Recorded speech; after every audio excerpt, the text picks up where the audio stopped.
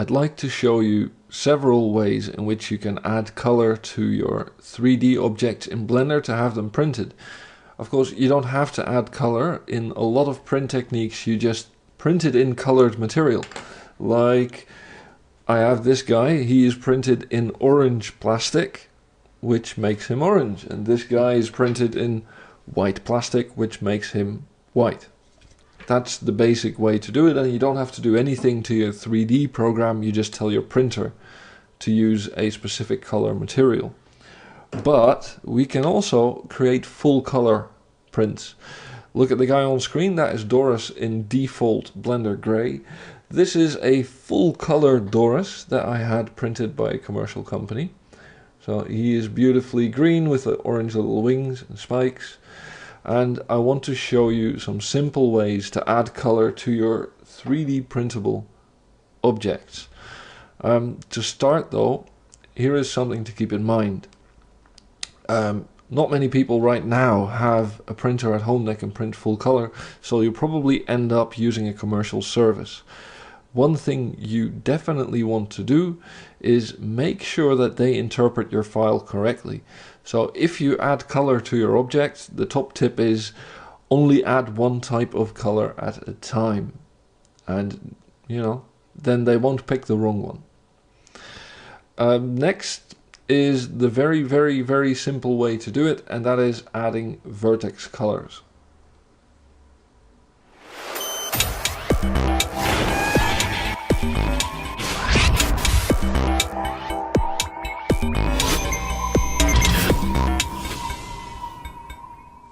Doris here has absolutely no color on him whatsoever, which is how we like it before we start adding some vertex color.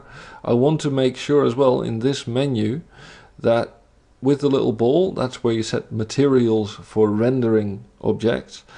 There could be a material here like this, and that means there's something in this list. If you click on the minus, you can remove it, so there's no color on your object. Then go to the menu next to it and make sure there's nothing in UV maps or vertex colors. If there is something here, select it, click on the minus next to it, make it completely empty so that we know there's nothing and we can start fresh. Now, in vertex color, we add a color to every point in our mesh. So if I go into edit mode, each of these points that I can select on the corners of polygons will get its own color. To make it even clearer, I will disable my subsurf modifier, and you can see I can only add color there. And as soon as I start, you will see why. I will enable this list again so you can see as soon as I go into vertex paint mode, a vertex color item is added to the list. And now I can pick a nice greenish color to paint my dragon, and you can see it's not very precise. I can't paint everywhere. I can only paint on where there is a point somewhere in the mesh. So it's not very precise. I can go all over him and paint. I can change colors. We can mix and match. We can change the strength. So I can make it a little bit darker without going too much. I can add any color I want. So we'll make it very blue, and as soon as you're happy you can export. This of course isn't too nice, so I'll show you a few ways to control your painting a little bit more. One is by assigning a color to your entire mesh at once. So this is a nice color, a good green for my dragon, and I will go paint, set vertex color, and it will make my entire object the color I have selected here in the left. That's cool. Another thing we can do is if we go into edit mode and I select specific faces, for instance the entire eyeball, and I go back to vertex paint, then I can enable this little button in the bottom bar, face selection masking for painting. That makes it so that I can only paint on the things I have selected right now.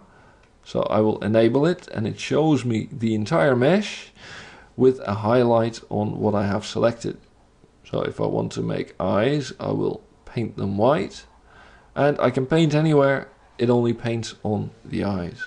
I'll do a little black in the corner to give him a little more character, and I'll go back to edit mode to select his spine.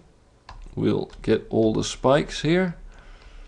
I'm selecting with L, and I can because these are all marked with seams, which is part of the UV unwrapping bit of the class. I can also just select with this circle by pressing on C, just the letter C on your keyboard. Here we go. That is all selected. I'll deselect the top here. That looks pretty okay. I'll go back to vertex paint and make all this a nice fiery orange. That looks good. I'll make my, see, I can make my radius as big as I like and just paint over the entire thing. It will always just paint what I have selected. Maybe I'll do it like this and make my radius a bit smaller, mix it a bit less to give some character to the wing. There we go. And if you want to pick a specific color to fix this, for instance, I can use the color picker here, pick the orange and paint that. So I'm pretty happy, except that if, you know, it doesn't have too much character. If I disable this, you can see why. It's completely flat. You can add a little shadow with a nice automated tool. If you go back to the paint menu, you should have dirty vertex colors here. Mine has a self shadow as well, which is the same thing but in my own old-fashioned sort of version. You can find that in the add-ons folder on the DVD. I'm gonna do the official one, dirty vertex colors, and immediately you can see it's added a layer of dirt. What it does is it uses the angles in your mesh to see what should be dark, what is between two bits, and what should be bright. So in this case, maybe the highlight angle should be a bit lower. So we have a little bit of dirt. 90 is good. Dirt angle. What happens if I make it bigger? I don't see much of a difference. This is nice. It has a little bit of shadow, but not too much. This is how you can do vertex colors. Now if we export, there's a few formats that you can use. Usually I like VRML2, which makes a .WRL file. This one supports vertex colors as well as UV colors. I will export and just make sure in the menu you have texture UVs disabled, vertex colors enabled, and not material color but vertex color in the drop down. If you export like this, upload to a commercial service, it really should work.